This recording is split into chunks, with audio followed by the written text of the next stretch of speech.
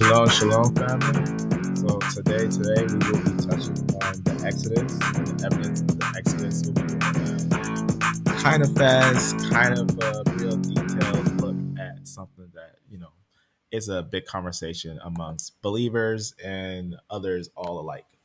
So sometimes there's attacks on people that can be, let's say, it can be a group that maybe you have nothing to do with, right? Maybe like, for example, let's say you have nothing to do with, let's say someone has nothing to do with, let's say, uh, let's think of a group. Let's say, for example, Jehovah Witness, right? Let's say you have nothing to do with Jehovah Witness, but you believe in the Most High. Someone attacks, for example, something like the existence of David, right? They say David doesn't exist. So I don't believe in Jehovah Witness. But like, well, to attack David, though you don't believe in Jehovah Witness, to say that David doesn't exist, you're attacking if there is any evidence for existence of a king by the name of David. So I just want to show something real fast. So there's a guy, he likes to attack what he calls Hebrew Israelites, right?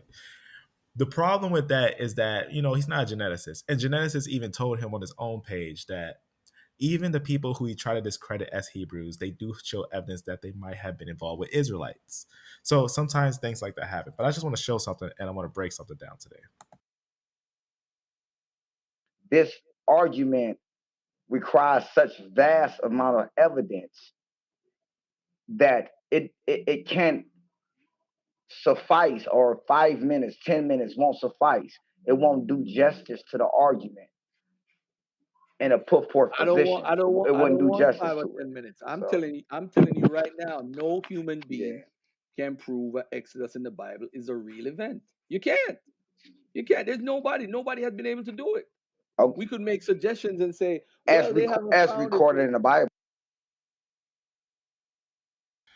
So this is why I'm doing this. So there's a lot of people who believe the word, right? And a lot of people have different people on their channel. For example, a lot of people will probably know of this person, but he already talked to someone very specific who I think is very important to note. This person right here. Now, this person is actually an Egyptologist.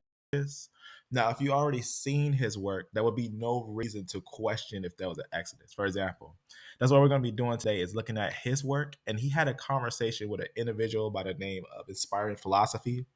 This individual actually is very wise when it comes to defending the faith.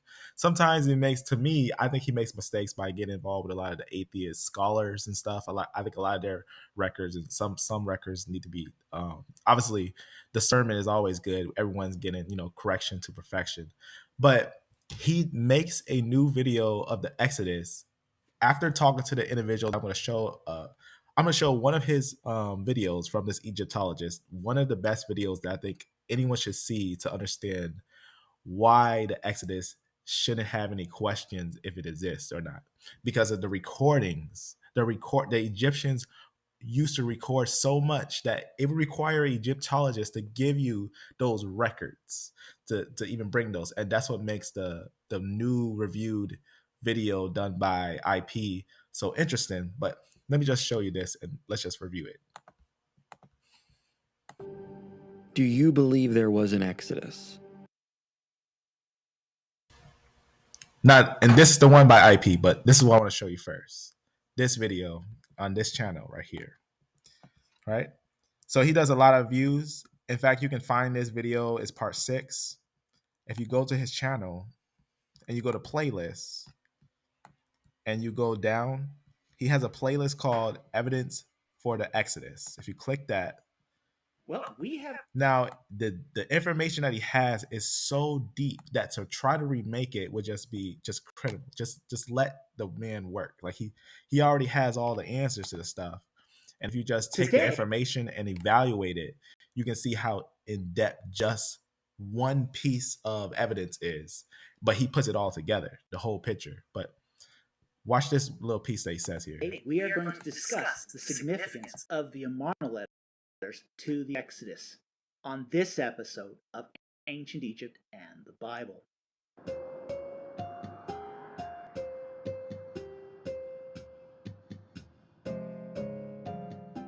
The The Amarna letters give us an amazing insight into New Kingdom Egypt and the politics of the Levant. And I'd like to take this opportunity to thank everyone who has supported this channel so far. Special thank you to all our Patreon supporters. Thank you for those who've helped us out on GoFundMe. And also thank you to all my regular subscribers. All of you helped to make this channel a success, and I very, very much appreciate your contribution to making this channel what it is. The Amarna letters are from a scriptorium of diplomatic documents found at Tel El Marna, which was the capital of Egypt during the reigns of Akhenaten, Smenkhare, and King Tutankhamun. The letters cover the reigns from the end of the reign of Amenhotep III until the 3rd year of King Tut's reign, after which Amarna was abandoned. These letters are clay tablets written in cuneiform that were sent to the Egyptian court from foreign governments. The tablets date to the second half of the 14th century BC. Now, what we find in the Amarna letters is that Canaan was divided into many small, squabbling city-states from which the king of Egypt collected tribute. When we discuss the Amarna letters, there are often 3 mistakes that are made when approaching these texts. And I think it's important that we discuss these mistakes because they happen fairly regularly. And I think if we're really to understand the Amarna texts, we need to discuss sort of where their interpretation sometimes goes off the rails. Mistake number 1. We often assume that the Amarna letters represent Egyptian views. So I'm just gonna skip this Now, the first 3 they received.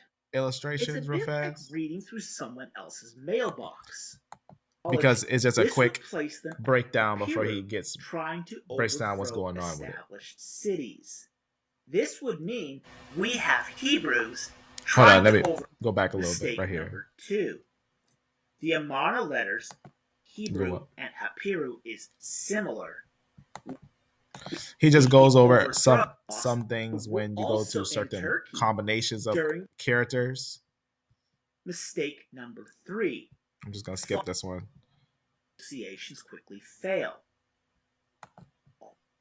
The Amarna letters All right. do not support the Israelites being in Canaan during the 14th century BC. Note what he said there. Now, why is it important that the letters don't say the Israelites? Because he has a letter that actually talks of, because a lot of people don't know this, but Egypt, when Egypt was ruling, go to the land of Egypt, right? And you actually note the area of rule is stretched, right? It's stretched up Canaan, and by stretching up, just go up to here. So when Egypt ruled, it stretched up to Canaan, and by stretching up to Canaan, they had a list of all types of different nations in Canaan. So Israel wasn't one of them at that time. Why is that important? Because Israel would be still in Egypt at that time. That's important. But watch as it continues, gives the little bit of breakdown on there. But what they do confirm is that the state of Canaan prior to the Exodus, which is that Canaan had undergone a period of depopulation, was made up of defensive, bellicose city-states that were paranoid over their holdings. This suggests that the peaceful infiltration of Canaan would have been very, very unlikely. And it's very unlikely that a unique culture could have arisen up in the midst of squabbling city-states without some sort of serious internal resistance to that uprising. But perhaps the most important discovery to come out of the Amarna letters is that they peg the chronology of Dynasty 18. The Amarna letters provide us with dozens of synchronisms to the kings of the ancient Near East. And here is just a few important examples. El Amarna 29 has a synchronism with Thutmose IV to Artatama of Mitanni and Amenhotep III to Shutarna II. El Amarna 17, 19-24 has synchronisms between Amenhotep III to Tushratta of Mitanni. El Amarna 1, 2, 3, and 5 has a synchronism to Amenhotep III to Kadashman Enlil of Babylon. El Amarna 6 has a synchronism between Amenhotep III and Burnaburiash II of Babylon. El Amarna 45 has a synchronism between Amenhotep III and Amatamru I of Ugarit.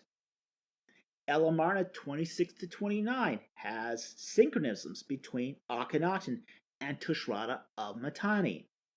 El Amarna 7-8, 10-11, and 14 has synchronisms between Akhenaten and Buriash II of Babylon.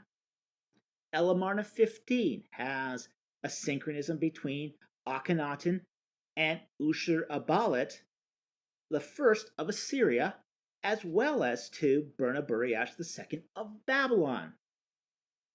El Amarna 49 has a synchronism between Akhenaten and Nikmadu II of Ugarit.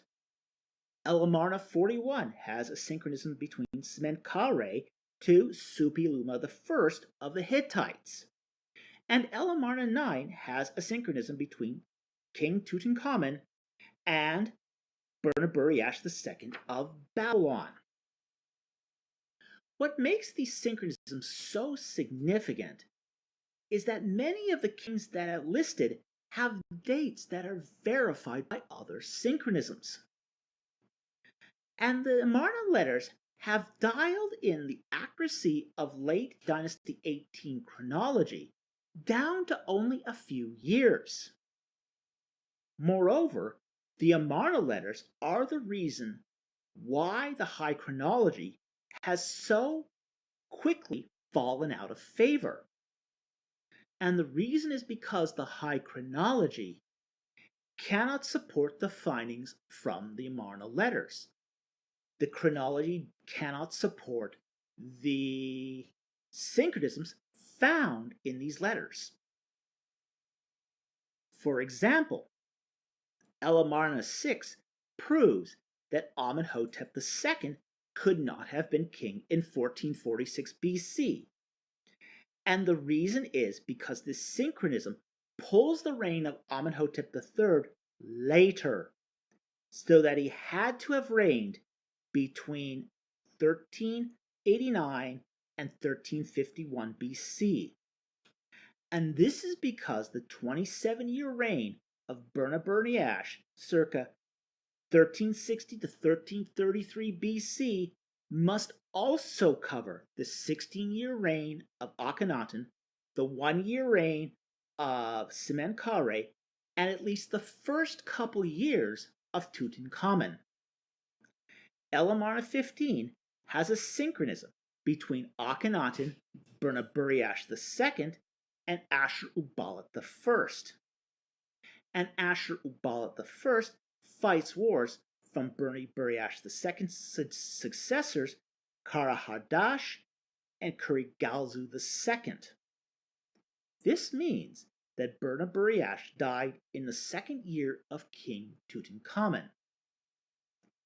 This forces the final years of Amenhotep III to be within the first 9 years of Burnaburiash II.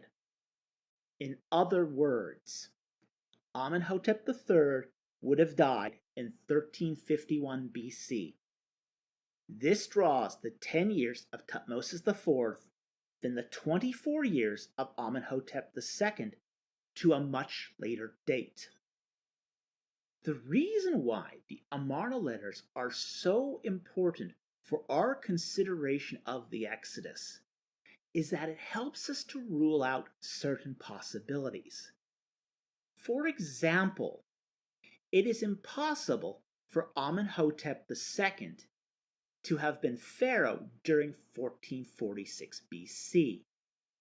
This rules out the early date of the Exodus.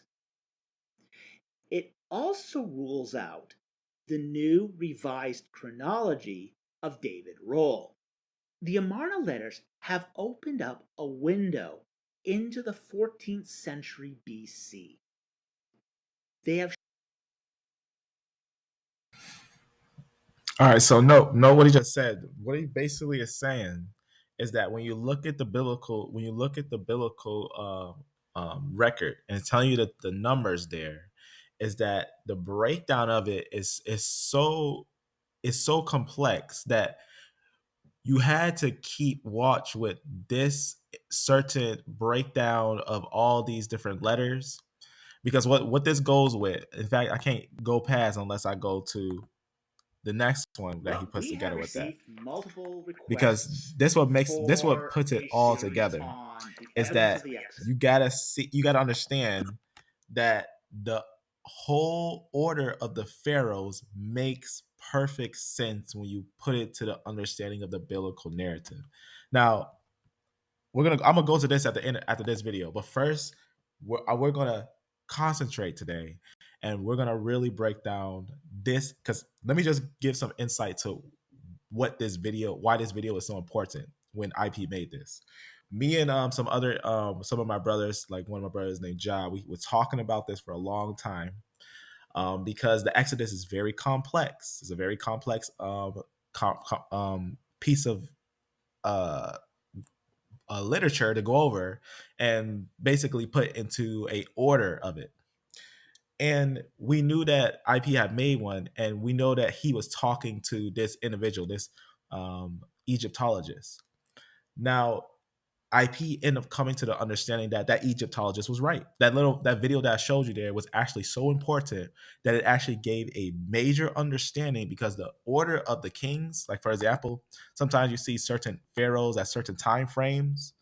Like for example, like we know that the Exodus happened before the time of Ramses the third. We know that it happened way before that, but there's certain things that can give good understanding to certain events that I think we need to first understand the whole order of it. So let's just see this and let's get the understanding of it. So this is gonna be a video that was done by IP after talking to an Egyptologist, getting the whole understanding.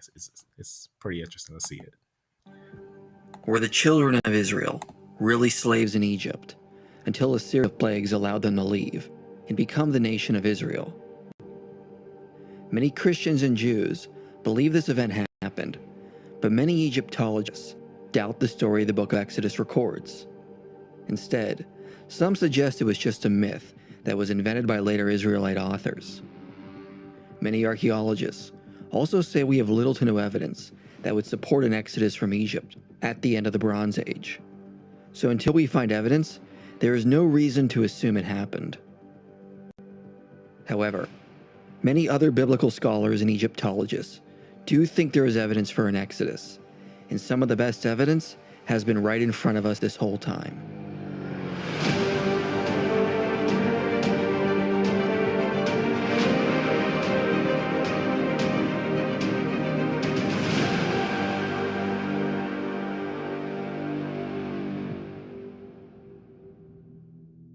The story of the Exodus is as follows. After Joseph died, at some point a new Pharaoh came to power who did not know about Joseph. He and his dynasty enslaved the Hebrews and tasked them with making bricks and constructing buildings.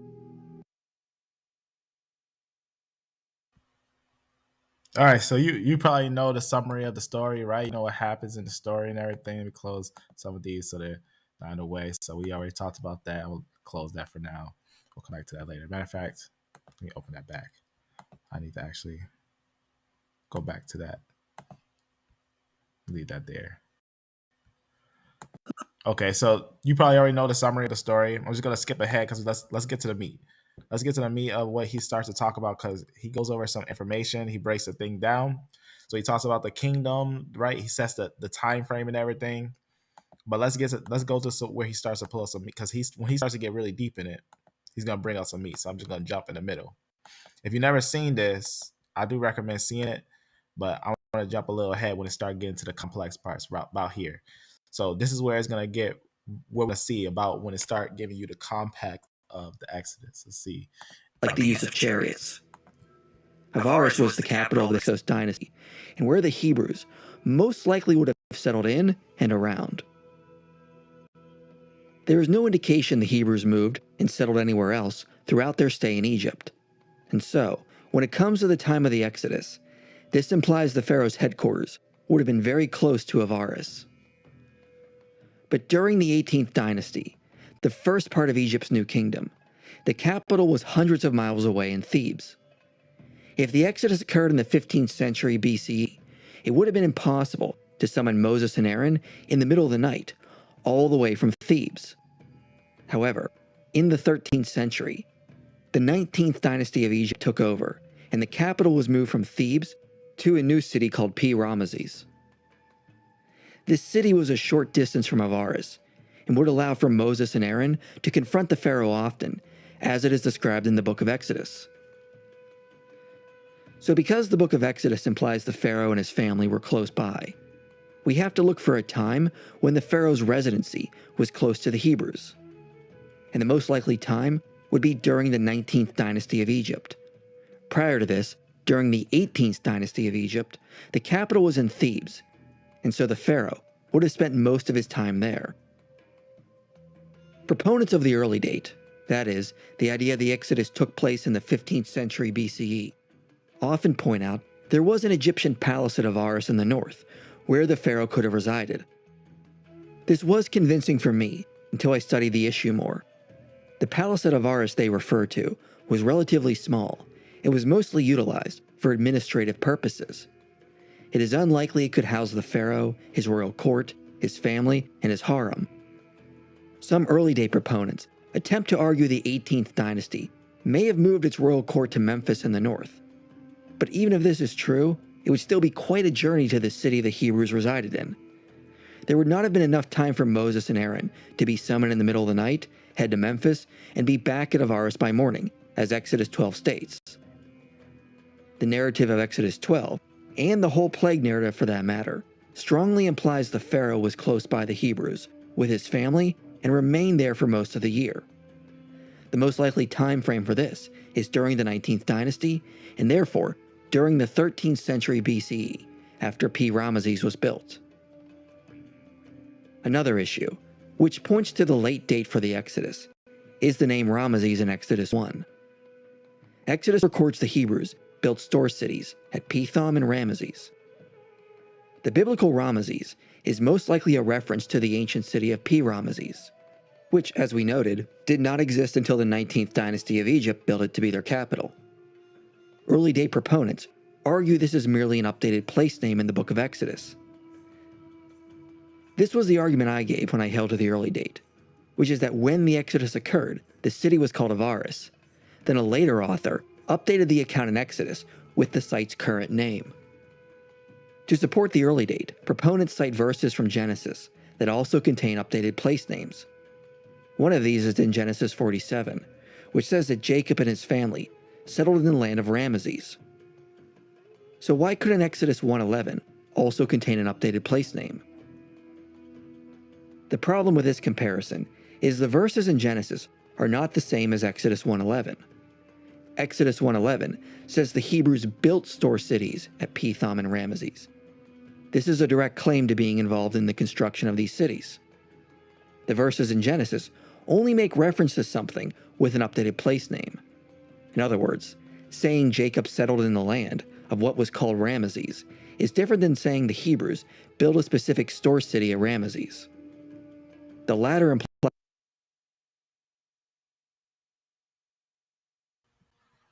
Did you see it? It's that right there. This finding right here, this little part right here is so important, because one, it connects the biblical narrative as an authoritative historical piece of information because it's claiming that the Israelites also built a certain city that was built under a certain Pharaoh, right? That's what makes it really interesting, right? That's what makes it really interesting. Just let's just pause for a second and let's just get a quick background from something else. Let's hear something real fast. Who was the oppression Pharaoh before the Exodus? And what do we know about him on this episode of Ancient Egypt and the Bible?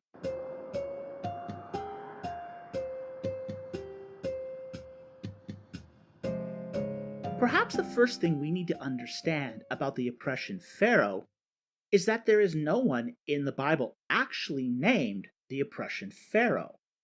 He's just called Pharaoh. And it's actually an interpretation of Exodus 1, 8 through 22. Now, here's what the text says from Exodus 1, 8 to 22.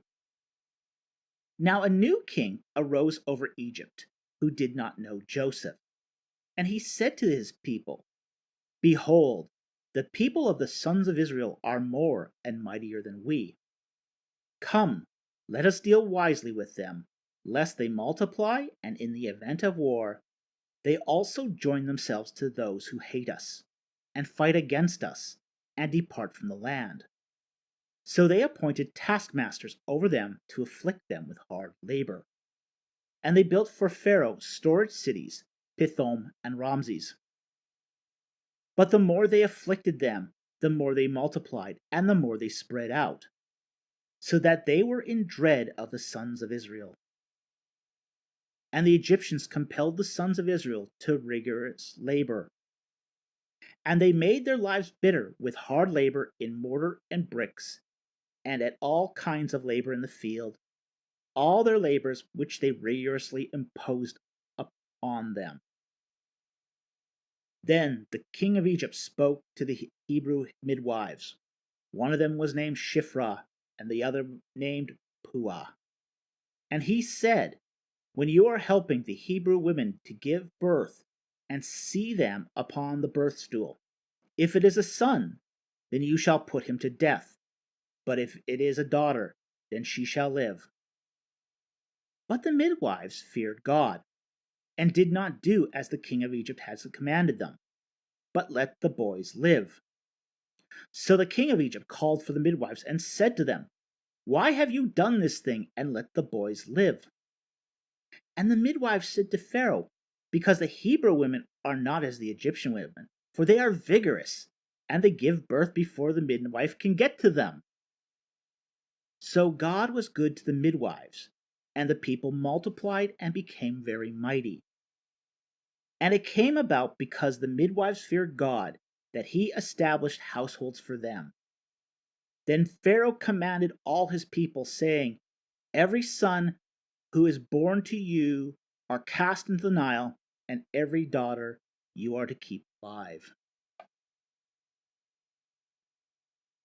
Overall, what we see in this passage is that the Israelites, the sons of Jacob, were pressed into hard labor. Now, from Egyptian records, we know when Avaris fell and many of the people in the city of Avaris were enslaved. And that happens during the reign of Ahmose I, the last king of Dynasty 17, first king of Dynasty 18. And you can see the video on that in the card above. Now, I'm not going to go into great detail about Ahmose I since we have already covered that in another video. But suffice to say that Exodus 1, 8 to 22 sort of begins with a reference to that captivity and that imposition of forced labor.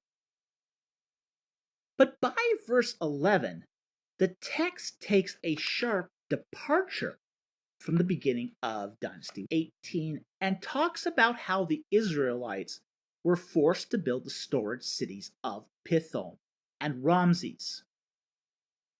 Now, in both those cases, those storage cities are built during the reign of Ramses II. Ramses II being the third king of Dynasty 19. One of the interesting things about this is that Hebrew texts will often not tell a story in sequential order. This is just normal for Hebrew writers. What a Hebrew writer will often discard temporal considerations in favor of the overall narrative.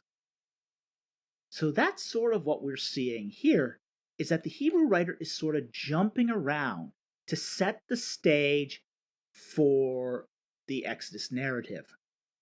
Now, regarding the killing of the innocent children, the little boys of the Israelite women, we can't say exactly which king was responsible for that. However, the text does leave us some very interesting clues. One of those clues is that the fear that the Israelites had grown numerous and mighty, and more importantly, that they would side with the enemies of the Egyptians from an eastern invasion. Being in the eastern delta, it would be natural then that they would be expecting an invasion from the east.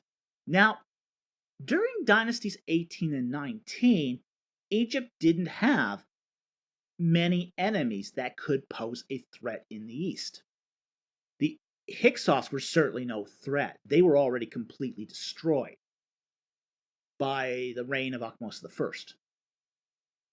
The Mitanni were not really a threat either, because the small incursions that the Mitanni did were pretty much routed in the northern Levant. But there was one enemy that the Egypt did fear, and that was the Hittites. And this resulted from an incident that happened after the death of King Tutankhamun. What happens is, when King Tut dies, he leaves no heir. There's no heir to take his place, because King Tut didn't have a son that survived. And what happens is, his wife, Anksunamun, is faced with a very unsavory choice. She will either be forced to marry the Vizier Ai, a conniving, very old man, or the General Horemheb, who was a brute. That's her choice. She decided she liked neither option. So she sent a letter to the Emperor of the Hittite Empire, Supiluliluma I. And she said in this letter, "Send one of your sons down to Egypt to marry me and become king over Egypt." Well, Supiluluma I was very, very suspicious of this letter. He thought it was too good to be true. So he sort of dawdled for 3 months while he sort of checked out whether this letter is bona fide. In the meantime, word got back to Ai and Horemheb that Anksunamun was planning this. And Ai sends Horemheb out to kill the Hittite prince en route, which Horemheb does. And while Horemheb is out in the Levant killing the Hittite prince, Ai slips in and takes the throne. No palace intrigue there at all. So what ends up happening is that Anksunamun is forced to marry Ai, and Ai becomes king of Egypt. And what results from this is a state of war between the Hittites and the Egyptians that lasts 50 years. And the Hittites are no pushover. The Egyptians have made the Hittites really, really angry. So there arises out of this a state of war between Egypt and the Hittite Empire that causes numerous casualties on both sides and potentially threatens Egypt with invasion. So now the Egyptians are scared of the bee's nest they've stirred. And they're afraid that if the Hittites should invade from the east, that they would come to Avaris and find a large population there that's ready to welcome them with open arms. Now, the Egyptian thinking is that the Hittites are Semites. They're really not. But to the Egyptians, they are. They're Asiatics. So for the Egyptians, they think the Hittites are Asiatics, the Amorites at Avaris are Asiatics, that they will find a platform, a launching area from which the Hittite Empire could potentially invade the entire country. So the Egyptians' fears here are not completely unfounded. However, what they do in response is to kill the Israelite children.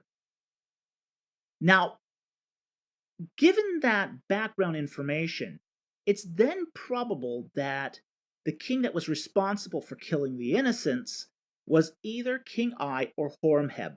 Both those men were dirtbags, easily capable of pulling that off. So it's very, very likely that it was one of those two men. Now then we get to Moses. And in the case of Moses, after he kills the overseer, he is then forced to flee. And Ai doesn't sit on the throne very long. He only sits 4 years.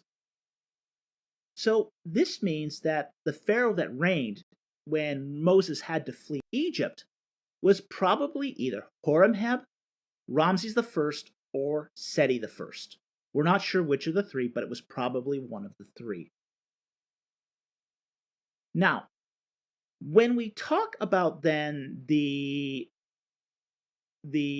oppression king, there is an objection that often comes up from early date advocates, because none of those kings reigned 40 years. And there's the question of whether the oppression king had to have reigned 40 years prior to the Pharaoh of the Exodus. And this is done because of a misreading of the text. And I've covered this in another video, but it's important that we point this out again.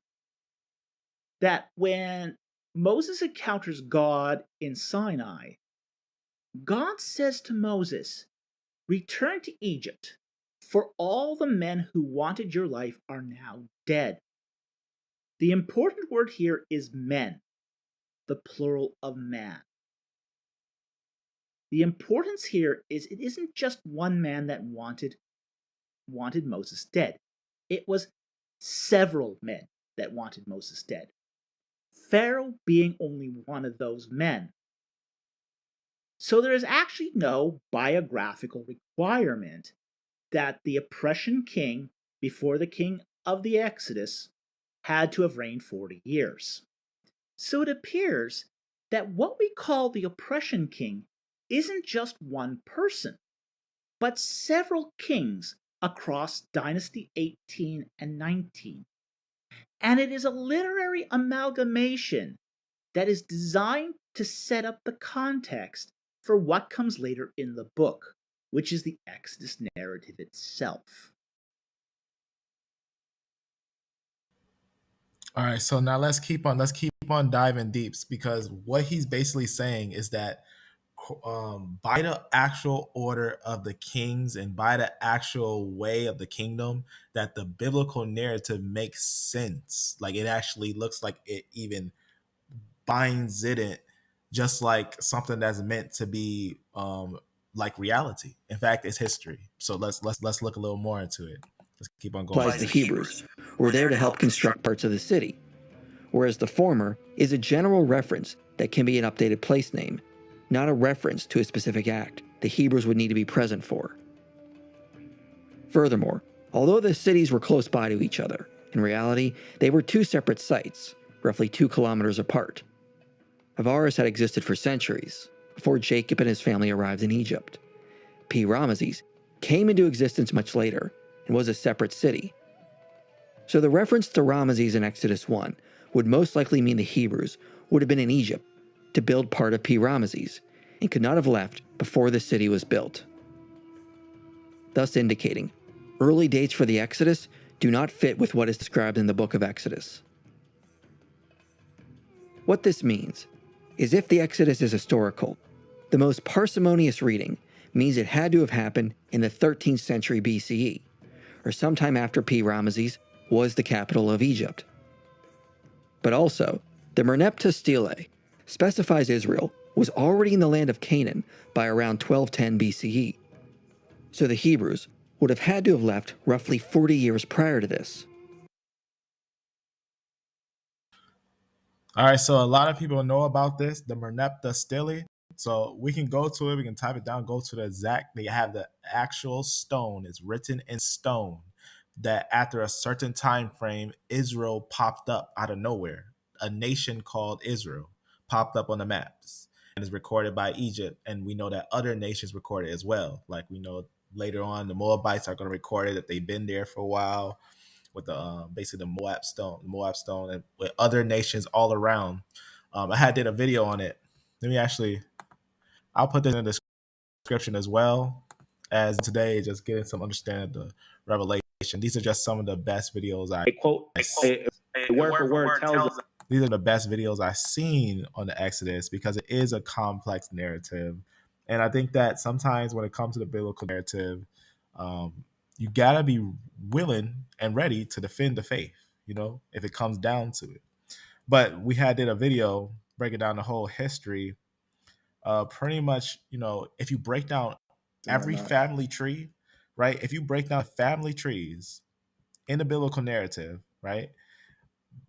Every single I'll say most of the kings, many of the kings are historically verified. Now we know they are verified because we believe the biblical narrative. But if you've seen this little video, this is a video where I was talking about the family trees. Let me see if I can get a good spot right here. It's basically where they would take the certain kings and stuff and put them side by side with kings that they know existed at that time and compare them to actual archaeology. I'll just put it in the description afterwards. It's just basically reviewing the whole family tree of individuals. And it's so much evidence of Israel's existence. But remember, Egypt confirmed they wasn't in that land before. So all of a sudden, there's a time that confirms that they exist in that land. So that's a confirmation that there's going to be a change. All of a sudden, a nation comes there and starts, in a way, dominating the area. Because even some writings, you'll see that kings of high-level kings like Assyria that ruled over the whole land, Assyria root that it basically left Hezekiah alone by name, naming Hezekiah by name, right? But let's get back to more further back to the Exodus, right? Keep going. So that stone actually contests that Israel pops up in the land of the Levant. So that's a very important find. But let's keep on going. Which also helps us pinpoint the Exodus to roughly between 1300 and 1250 BCE. And the pharaoh that was reigning for most of that time was Raamses II. Among scholars who believe there was a biblical Exodus, this is the time most say it happened, and agree the pharaoh of the Exodus was Raamses II. But for many laymen, this tends to be disappointing. One of the main reasons is we're told there is no evidence any Exodus occurred under Raamses II. When I argued for the early date, one of the things I said, which I still believe is true, was that the primary evidence for the Hebrews' exodus from Egypt is the book of Exodus itself. Many want to look for archaeological evidence to confirm the Exodus, but we should start with the book and verify if it is even a reliable account, which many overlook and do not attempt to do. But without the account as the primary witness, there is no reason to even posit an exodus from Egypt and look for archaeological correlations. Essentially, before anything else, we need to ask, how do we know the account laid out in Exodus actually goes back to an historical event and is not merely a myth or a legend? Well, many biblical scholars have noted there are several internal clues that show the book of Exodus doesn't bear the markers of later forgers or myth makers. Let me explain why what he's saying is so intelligent a question and why answering it is so intelligent. Because if the Bible is true, what you can do is back history to exact pinpoint events. It's like me giving you a treasure map, right? It's like me giving you a treasure map and saying there is a treasure on this map that's worth at least $5 million. If you follow this map to the pinpoint exact accuracy of this map, you'll start finding clues for the answer. You'll start finding more and more gold as you go. You might not get all the 5 million at once, but you're gonna find probably 100,000 here, 500,000 there. You hear what I'm saying? And you take that map and you follow that map. If you find the gold, then that map is true. If you don't find anything, then that map is just telling you fairy tales that's leading you in a circle and you're not finding anything. But if you start finding evidence, you find gold and it actually confirms the things that's written in that map, then that map is true. That's the same thing that has to do with this book. Watch what happens, what he's explaining here. But it contains several clues that shows the account goes back to an historical people who have knowledge of the Egyptian language, customs, and culture. The probability that later forgers would get all these aspects right, if they were simply making up a legend, is highly unlikely. Benjamin Noonan points out the language used in the book of Exodus Numbers contains a significant amount of Egyptian loanwords. There are a total of 27 different loanwords and a total of 381 occurrences. Specifically, the book of Exodus contains 26 loanwords and 333 occurrences. Outside of these three books, and within the rest of the Hebrew Bible, there are only 51 Egyptian loanwords and 450 occurrences for a much larger section of the Bible. Given the ratio of distribution, there is a much smaller proportion of Egyptian loanwords in the rest of the corpus, when compared to the books that would be expected to have more affinity with an Egyptian past. Noonan says, when one compares the above data, it becomes evident that the Exodus and wilderness traditions contains a significantly higher proportion of Egyptian loanwords than the rest of the Hebrew Bible. From the standpoint of contact linguistics, this observation indicates that the Exodus and wilderness narratives, especially the narrative of the book of Exodus, exhibit greater Egyptian influence than the remainder of the Hebrew Bible. Noonan also compares this ratio in Exodus to books written later, such as Esther, Ezra, and Nehemiah. These books have been shown to have Old Iranian influence, given that they reflect time periods of heavy Persian influence.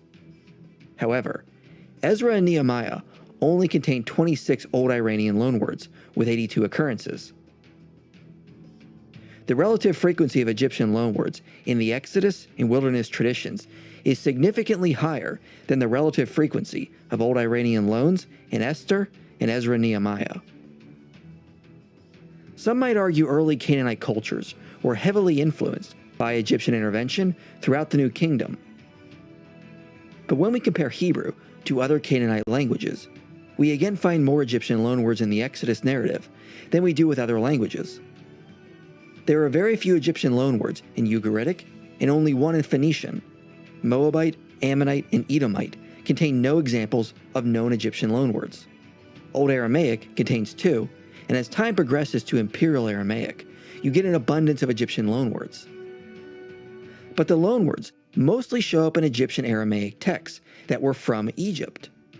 Even with that, Noonan writes, the ratio of occurrence of Egyptian loanwords to total word count, i.e. the relative frequency of Egyptian loans, is significantly higher in the Exodus and wilderness narrative than it is in Imperial Aramaic. Thus, the high amount of Egyptian loanwords in the Exodus narrative is unique with regards to regional languages within the Levant. The question, of course, is how and when did this Egyptian influence occur on the Hebrew language? Noonan argues, based on the type of some of the loanwords we find in the book of Exodus, the most likely time for linguistic borrowing to occur would be during the Middle to Late Bronze Age. Some of the loanwords in Hebrew are feminine nouns that contain a specific ending, yet this ending drops off in later times.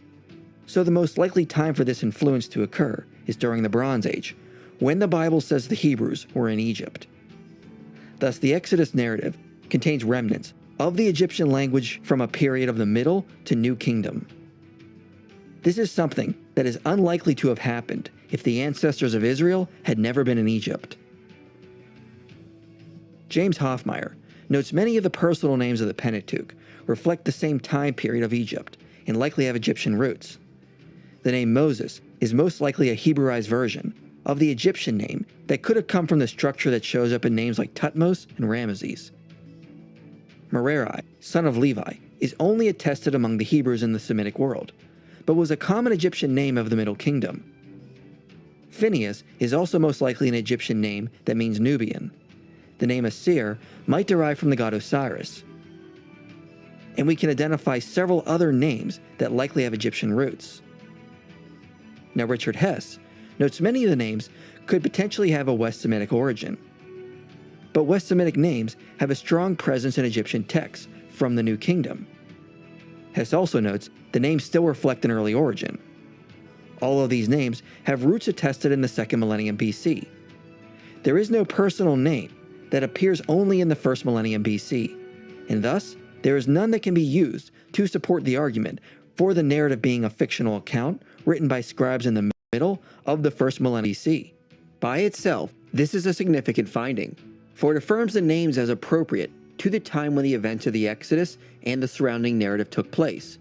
It would be remarkable if scribes writing much later had not placed among 40 names some that were unique to their later periods and not attested in the 2nd millennium BC. Another piece of data we have already touched on, which suggests a late Bronze Age for the account of the Exodus, is the use of the name Raamses. By the 11th century BCE, P. Raamses was dismantled, and the stones were moved to a new capital called Tanis. The city was abandoned, and Raamses doesn't show up in later sources to refer to Tanis. So scholars note the Exodus narrative seems to have been set before the dismantling of Raamses. Later texts like Psalm 78 refer to the area by the 1st millennium BCE name, the Field of Zoan. The book of Exodus does not use this later name, but refers to the city that was abandoned and lost to history. Manfred Betek says, "This shows that the presence of the toponym Raamses in the book of Genesis and Exodus must have been adapted from a tradition older than the 3rd intermediate and Saite periods. The said changes in the physical and political landscape of the Eastern Delta, including new major centers and toponyms, were incorporated only later into the Bible. While the start of the itinerary in Exodus reflects the topographical conditions of the Ramesside period." So Exodus retained an older name, supporting the case the account of the Exodus goes back to memories from the 2nd millennium. Hoffmeyer also notes other toponyms date back to the 19th dynasty. Pithom has most likely been identified with a site that existed in the 13th century BCE. It was named Pithom by Rameses II. Sukkith corresponds to an Egyptian toponym that is referenced in Egyptian texts from around the same time period. Migdol refers to Egyptian forts on the Sinai Peninsula. Hoffmeyer says, both the Bible and the Egyptian sources locate Migdol outside of the Delta proper. Papyrus Anastasi III, which dates to the 13th century, mentions a watery feature called the Waters of Baal, which likely corresponds with the biblical location called Baal Zephon. Another papyrus from the same time also mentions the location of Baal Zephon in the region as well. Hold on now. So now this is why I'm telling you, this video that he did is so compressed with so much evidence for us to break it down. It might make the video very long. But let's talk about what he's just one piece here. You see this part, this little piece right here? This is what's really interesting. Watch what it says right here. It says both the Bible and the Egyptian sources locate this very specific place, right? For a historian, right? For an archaeologist, for anyone who's looking for anything pinpoint. Now you got to remember, right? The world is massive, right? If I'm zooming in, I'm telling you, oh, it's in Egypt.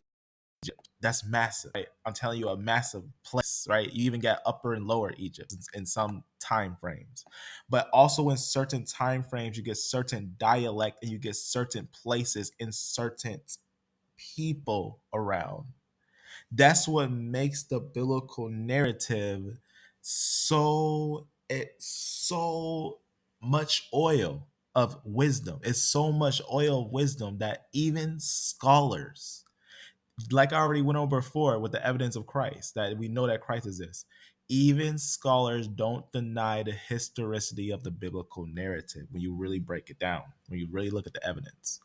But that's really important, because remember, just to zoom in, this is, you know, I'm just laying somewhere and just zoom out just to get a little idea of the mass of even Egypt, right? Even just the land of Egypt. Zoom in real fast just to get a little idea, right? Get a little of Egypt, probably on some type of roof or something. All right. Now let's zoom out. Let's zoom out of Egypt. So if we zoom out, you could just see the sheer mass of just choosing one certain location, one pinpoint location in ancient times, that the biblical narrative is saying that that's where they were, and with certain loan words, right? Because it's just like, the reason loan words is important, because we don't speak like, hast thou come and seen my, people don't talk like that now. The dialect, the way that people speak, also influence us to know what time frame that people live in, right? How did they speak certain names that were more famous, certain things like that. So it's really deep when you think about that even the records and the biblical record is coming together in harmony. Let's keep going. So the names of locations in the Bible align quite well with the toponyms of the region as it was known in the 13th century BCE, and not later or earlier. In fact, Donald Redford goes so far as to admit about the Exodus as a whole, the text does not look like mythology, at least on the definition of the latter as a timeless event set in the world of the gods. The biblical writer certainly thinks he is writing datable history. He also thinks it is possible to locate this event on the ground, and packs his narrative with topographical detail. The Exodus is not only attested in the Pentateuch. Yair Hoffman says, the Exodus from Egypt is the most frequently mentioned event in the Old Testament.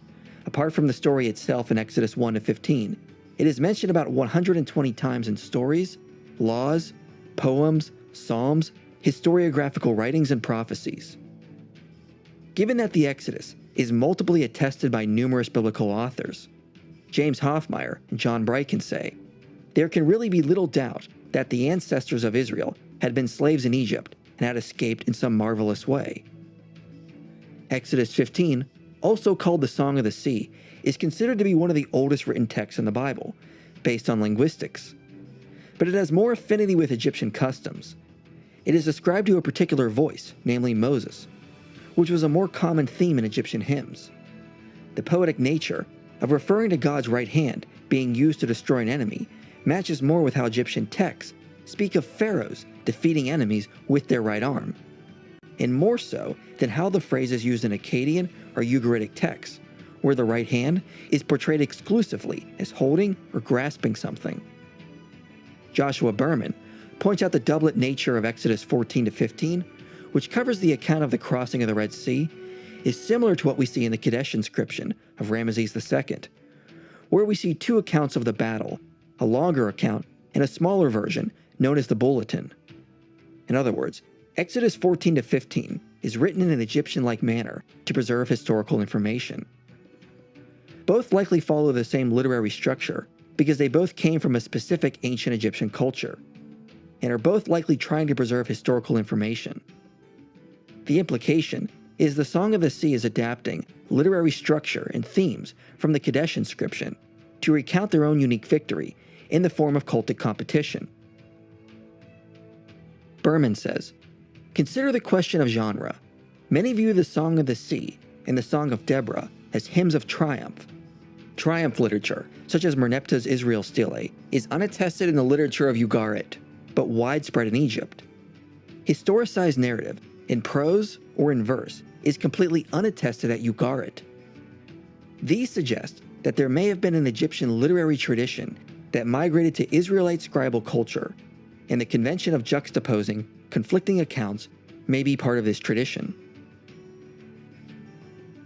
Furthermore, this connection with the Kadesh inscription points specifically to a Ramesside time period. Sir Alan Gardner said of the inscription, "There is nothing in Egyptian literature really comparable to this narrative of Ramesses II. I maintain, therefore, that Ramesses II's account of his Hittite war is a unique phenomenon in Egyptian literature." And likewise, the Song of the Sea has no strong parallel in biblical or Canaanite literature. This suggests both texts originate from a specific time period, namely the time period from which the Kadesh inscription dates to, which is the 13th century BCE. And so the Hebrews would most likely have been in Egypt during this time period to be familiar with this unique style of writing. Exodus is also familiar with Egyptian themes and customs. It refers to God's strong and mighty hand, or outstretched arm, being used to defeat Egypt, which is a common theme in Egyptian texts that often refer to the Pharaoh defeating his enemies by his strong arm and power. Berman notes the use of this theme in royal Throughout all time frames, the Most High, whenever he deals with a certain king, he always used their own words on themselves. We know that because there's a certain time where certain kings of Og and stuff, and he says, pretty much, he says, "Oh, the Lord is right," because he says, "Certain amount of kings have I cut off their fingers." Right? You probably know the scripture. And then there's a part later on, you probably already know, about a certain man that comes in order of one of the men who rule over Assyria, to go and basically tell this message to Hezekiah and Isaiah. And he's speaking all this madness on the wall. He's saying, Isaiah, he's basically like, they're like, "Don't talk to me in the Jews' language. Speak to me in your language because we understand it." And he's saying, basically, he shouts, he's like, am I not here to speak to you and the man on the wall so that you can eat your own dung and your own piss with these ones? He literally says that. And he says all these things. He boasts himself against the Most High. And then all of a sudden, we get the whole scene where Hezekiah asks Isaiah to pray. He prays, and the Lord sends a amazing rescue, right? And the whole thing, what's interesting is, the whole thing is that the Most High says something very specific. He says, I will put my hook in your nose." If you know the Assyrian history, the Assyrians would lead their captives by putting hooks in their nose and lead them away. So what he's saying is that it matches the way that the kings were speaking at that time. That it matches exactly with the historical theme, the way that kings would speak and see themselves at that time. So when the king of Assyria, and remember, if you already seen the record with Hezekiah, right? I can open up a note right now and show you that the Hezekiah event is contested almost word for word in a prism. Is a stone prism that already in the time of the Assyrians they wrote about basically the siege that they had on Hezekiah, that they had him pinned like a bird in a cage. They say that word for word, but then they went back, just like the biblical narrative says, that the biblical narrative says they wasn't going to touch the city. And then all of a sudden they went back and they wrote that in their own writings in stone. And what's interesting is, we know that that's how the Assyrians would work, that they would take people and put hooks in their nose and guide them away. We even got pictures. There's even still pictures of them pulling people by their noses. He says right to him, to make it clear what time frame he's even speaking there and who he's speaking to and how personal he got. He said, "I will put my hook in your nose," and he would guide him away. So that's the type of thing that he's illustrating here, that the Exodus narrative matches exactly how the kings of Egypt, which were the higher power, and the kings of the Hittites were speaking to each other. Because there's a lot of records written in stone from these different nations, and sometimes you even can find papyrus and different things like that. Sometimes written on animal skins and different things like that. But this is an amazing find because one, it doesn't just verify exact locations, it verifies exact linguistics, it verifies exact rulers, it verifies the possibility for it to happen, it verifies that they pop up in Israel a little later and that they wasn't in Israel previous. So this is absolute. No one should question the biblical narrative when it says there was an Exodus, because we should be in hope for a new Exodus, not worried about if there was an old Exodus. We should be appreciative that Yah led Israel out and even give us a chance to even find them, who they are, and even understand that through the pain and suffering, that's the reason why the message was even given for us today. But let's keep going deeper into this, because facts are always good, because we can always have a good conversation about the truth and not talk sources, but let's keep talking sources real fast. Imperial titles reaches its peak during the era of the military conquest of the Thutmose and Ramesside kings of the 18th and 19th dynasties. But this terminology declines in Egypt after this period, so it is unlikely to have influenced the Hebrews after the Late Bronze Age. Another important thing to note is the pharaohs are not named in Genesis through Exodus. As unfortunate as it is that the authors never named the pharaohs in the Pentateuch, this appears to be a common Egyptian theme in the second millennium. F.J. Yurko has pointed out the pharaoh's name is often omitted in administrative documents. James Hoffmeyer said, "From its inception until the 10th century, the term pharaoh stood alone, without juxtaposed personal name. In subsequent periods, the name of the monarch was generally added. The usage of pharaoh in Genesis and Exodus does accord well with the Egyptian practice from the 15th through the 10th century." We see the same thing in the biblical texts. The pharaohs are not named in the early history, but in later texts, we see the pharaohs are named. So the books of the Pentateuch correlate with the literary practice of Egypt from the 2nd millennium BCE, whereas later texts, like the books of Kings and Chronicles, fit better with literary practices from the 1st millennium BCE. All right, so let's bring this home. So what is he saying here? What is he actually saying? This is very important. It's just like if you think about the rise of Rome, right? When there was a Caesar, right? Their first ruler. In fact, the way we say Caesar, that's not actually how you say Caesar in Greek. It's a different way you say Caesar, but let's just keep going. The Caesar would be called Caesar. And in fact, the first few Caesars, they made them gods after they died. They will always be, that's how Rome practice was. They will always make the Caesar that died a god. What's interesting is that when they would say Caesar, they would just say Caesar, and it would always address that one person. But by the time when you start to getting worse and worse rulers and you start getting emperors, you start getting them called by name. Like by the time of Nero, they would just say Nero, or they would just call them, they'll have different names for them.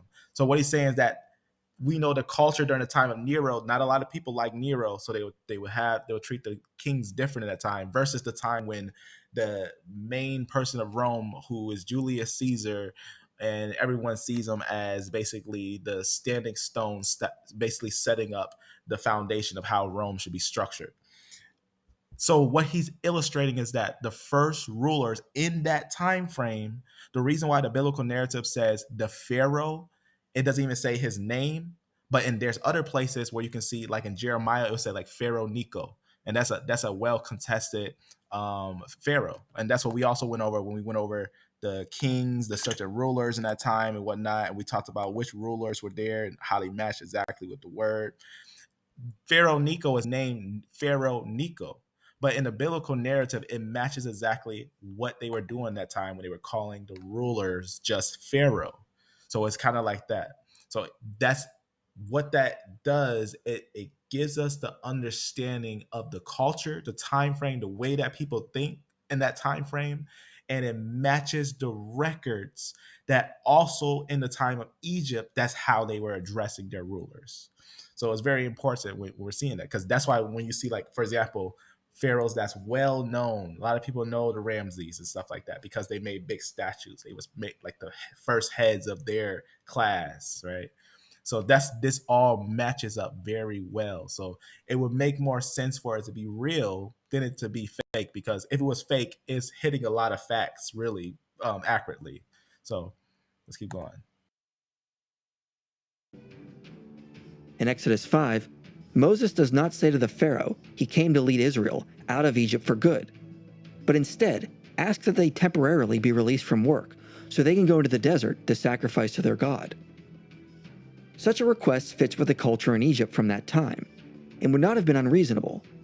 Inscriptions from the time of Raamses II state gangs of workers were idle for several days so they could offer to their gods or celebrate a festival.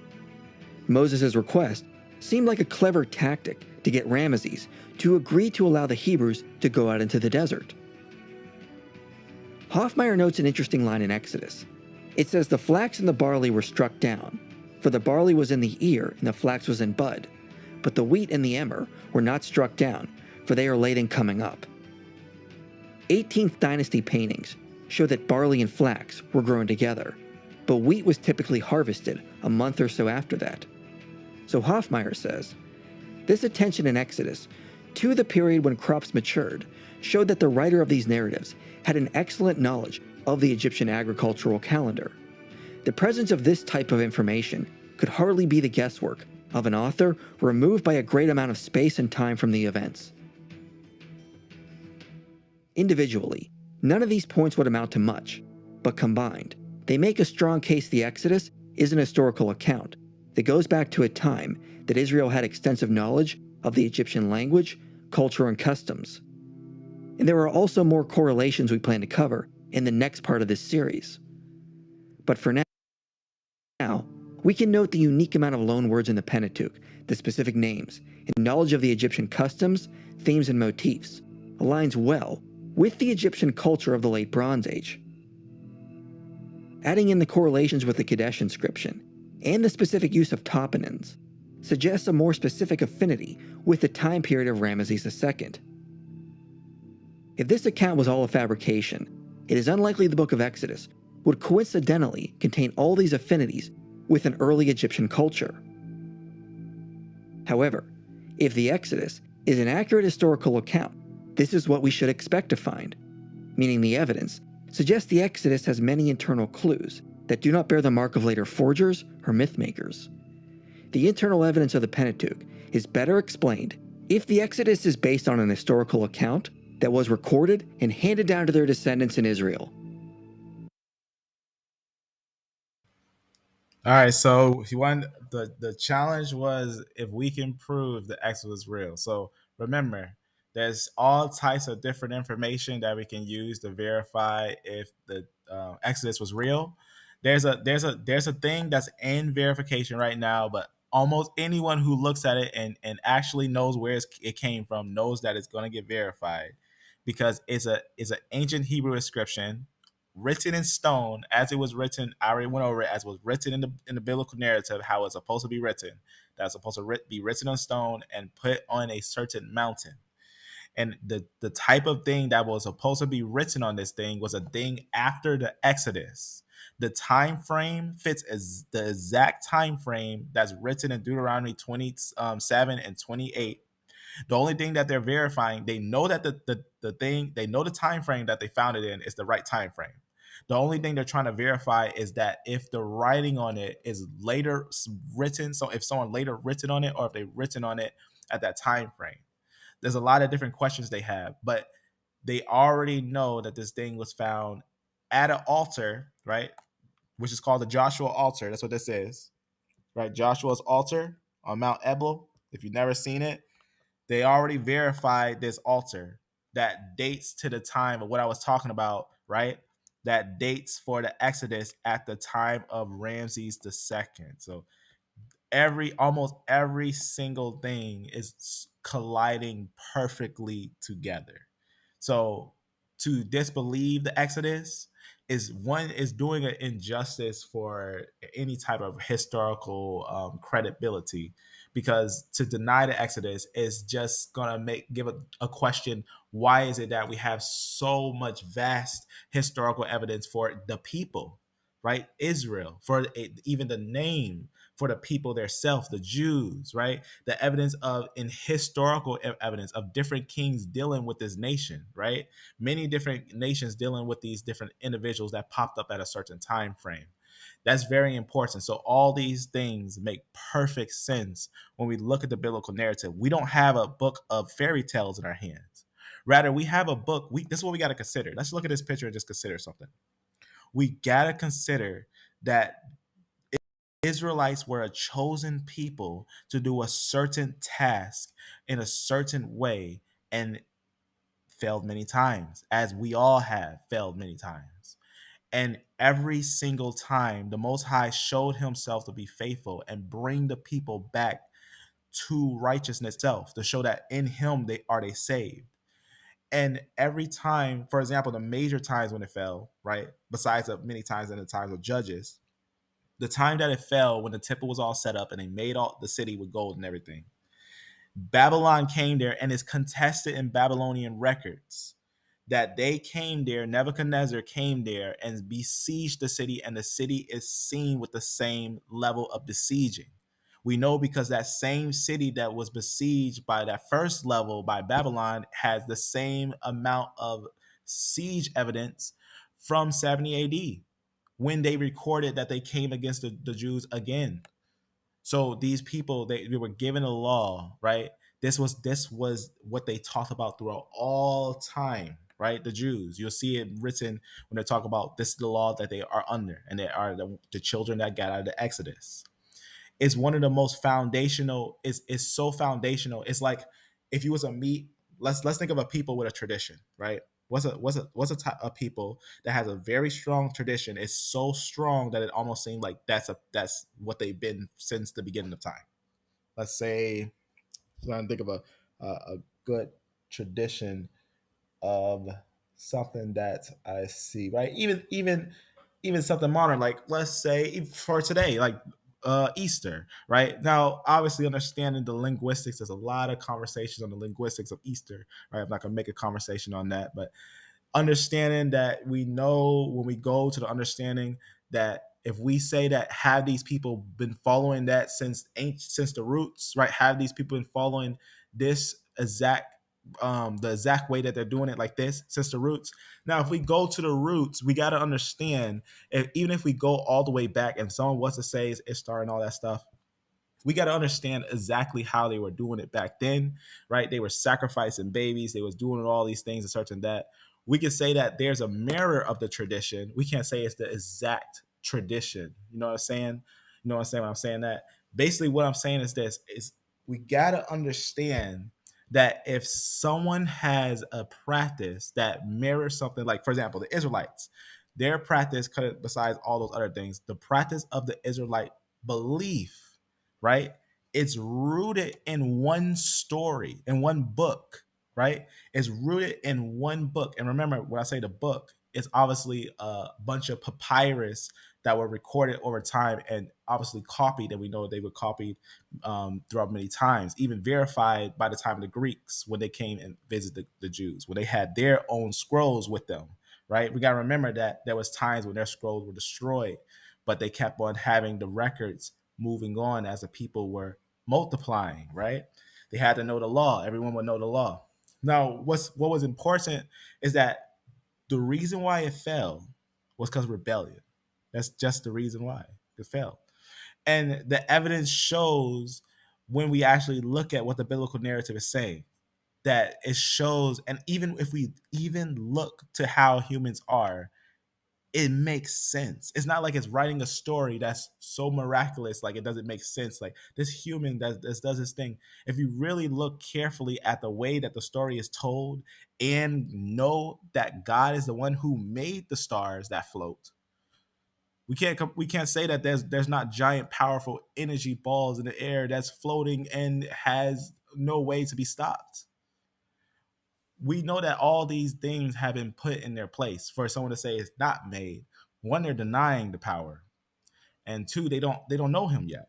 They don't know him yet, but they will know him. That's the thing. So now is our chance to look at the evidence and look at what he's saying is real. And what I'm telling you is, based on the evidence, what he's saying is real. I want to show one more piece from this little video. So obviously it's a longer video. We can actually sit here and break the whole thing down. It is in depth, the depth, and we just went over one piece just to show that one, it can happen. The linguistics match up, the kings match up, every single thing matches up very well. It's something that we know, that the locations are there, everything matches very well. But I want to jump to something right here at the end that he goes over. The Egyptians were not always trying to be fair, let alone record events that would have gone against their agenda. So we aren't going to find in their inscriptions an account of when their slaves managed to best them and escape into the desert while drowning an Egyptian army. So this is what he's saying. Don't think that, see, Egypt is a prideful nation. It was a prideful nation. And in fact, they are known to slightly alter stories of wars. There's no doubt of those things. But they're not going to write that their slaves basically bested them and basically left many of their men destroyed and destroyed half their nation and left. They're not going to write that stuff down because they were already writing down their myths. So by writing that down, one, it would have been incredible, and it would have been something that would have surpassed their own stories. They would have been something outside of their story, outside of and you got to remember, a lot of the nations, they have a certain, like, it's kind of like a spear of idols, and they all have, like, some are brothers and sisters and all those different things. But to get a God that's a real God that has real works outside of that sphere of influence destroys their whole system. That's what you got to also remember too. And the reason why I also paused to here, if you don't know, these are Hebrews, right? The Hebrews will be the ones they'll show in a picture when they have this blondish grayish hair. The reason why is it's kind of hard to get into and explain. Maybe I'll explain another time. But that's what they would do sometimes, and that's just how you know that that's the Hebrews, because they would have those bright color hairs on there. I thought I had another picture to show. I think I do. I don't know if I do. No. But that's just something that I just wanted to express, that that's the Hebrews. That's what the Hebrews look like right there. They would have that kind of, like, it's not blonde, it's actually like dyed. It's like it's another color. I don't know why. Maybe it's to show ownership. I don't know exactly why, but that's something that would be like that. It's like bleached. But look at what he's saying here. He's saying that the Egyptians, if you're looking for the Egyptians to say, well, there were Hebrews here, they destroyed our kingdom. Their God has sent all types of plagues on us, and they left. The Egyptians were doing that anyways, and they'll be basically writing their own death. When I say death, I'm talking by the people's. The people were seeing their gods as a sense of control. The people be under control because they would think certain people would be gods, and they'll be think certain people have certain connection. You got to do certain things a certain way. The whole order would have went. Their whole order would have went. It would have went a whole different way. So just understand that they're not going to write out a message like that. Just remember that's how they were writing and perceiving things anyways. They were perceiving themselves as, even like how the Caesars were talking, they were becoming gods, quote unquote. So to have something outside of that influence shows that they are not gods, but the God is God, the one that actually does the effects. That's what would have happened there. It would have changed every single thing. So just understand that what he's expressing here is that's just not what this type of nation would do. They didn't walk around with cameras, and the recorders were under control. That's also to understand too. But let's continue. Also, it should be pointed out that although we have an exorbitant amount of ancient Egyptian history, thanks to all the inscriptions they left behind, what we currently know is only a fraction of their history. A recent satellite imagery study shows that less than 1% of Egypt has been excavated. Much of what existed in ancient Egypt has also been lost or destroyed. Tomb raiders have routinely robbed graves throughout the ages. Many of the Ramesside blocks were taken and reused in later temples, and those stones were reused in even later temples, and recycled even up into Islamic times. Time itself has also weathered or eroded a lot of ancient Egyptian history, including destroying over 99% of ancient papyri. At Avaris, we have found 470 seal impressions in what was once a scriptorium. All of these documents have rotted away due to the wet conditions of the site. In fact, only about 24 texts have been recovered from the Nile Delta for all periods of Egyptian history. Almost all our documents from Egypt come from Upper Egypt, where the climate is much drier. Additionally, no Egyptian documents have been discovered at Avaris. Some Egyptian dynasties have also tried to wipe out the records of the previous pharaohs they despised, and sometimes they were quite successful. For example, we know very little about the 15th dynasty of Egypt, because the later 18th dynasty destroyed their records and monuments. Even the periods we know a lot about are often fragmented. We know a lot about Thutmose III, because he went on several campaigns and left a lot of inscriptions, boasting of his accomplishments. But we know less about his grandson, Thutmose IV, because as Peter Clayton says, our knowledge may be marred by a lack of texts. So ancient Egyptian history is highly fragmented and riddled with bias. We shouldn't expect to find an inscription referencing the Exodus, and even on the tiny possibility one did exist, it likely was lost, with the mounds of evidence we're currently missing. But despite that, it can easily be argued that there is sufficient evidence that supports there was an Exodus from Egypt.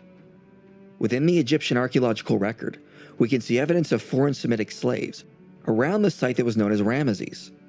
And as Exodus records, the site was suddenly abandoned during the time of Raamses II. We also see in our primary piece of data there is a wealth of internal evidence demonstrating the book of Exodus has affinity with Egypt in the 2nd millennium BCE, instead of resembling a 1st millennium BCE text that fits more with Babylonian or Persian periods. Therefore, we have an abundance of evidence to support an Exodus account. But that is not the end of the story, because after this, the Hebrews remained in the desert for 40 years and then moved into Canaan. The book of Joshua claims they laid siege to several cities and conquered large swaths of territory there. James Hoffmeyer reminds us that the Exodus and conquest of Canaan stand and fall together. So if the Exodus happened in the 13th century BCE, then we should see evidence of a conquest in Canaan roughly 40 years later. If the Exodus from Egypt has been identified, the rest of the picture, including the wandering period and the conquest, should be discovered in the same time period. And so, as Israel left Egypt, they left behind other clues that support their time in the desert and their later conquest, which we will look into next time. So obviously, IP keep track of what he's gonna do if he brings something out with that. That's definitely full of a lot of oil. So is the Exodus actually a historical and verifiable event? Does it match linguistic times of that time? Does it talk about actual kings in that time? Can Moses be a person that exists? Is he someone that exists? Is he someone that's taken as a historical person? Absolutely. So with that, family, the only thing I have to say today is that I just want you to know, just be blessed this day. Just seek after the Most High. So that's the evidence of the Exodus, pretty much. There's more. That's much more. But if anyone has any questions, let me know. If someone doesn't believe it, then what you can do, I'll put this stuff in the description. You can look a little deeper. That's just a tip of the iceberg. That there's a lot of evidence that it's pieces all over, but when you put it together, it's so hermetic, it would make no sense to even say there was no Exodus. So with that, be blessed, be beloved, and amen, family. And I don't know if I prayed already for you, so before we end, let me make sure I pray for you, family. Our Father in heaven, honored be thy name. May thy kingdom come, may thy will be done on earth as it is in heaven. Give us each day our daily bread, and forgive us of our trespasses, and forgive those who trespass against us. And lead us on the righteous path, and guard us from the evil one. In your name we pray. Amen.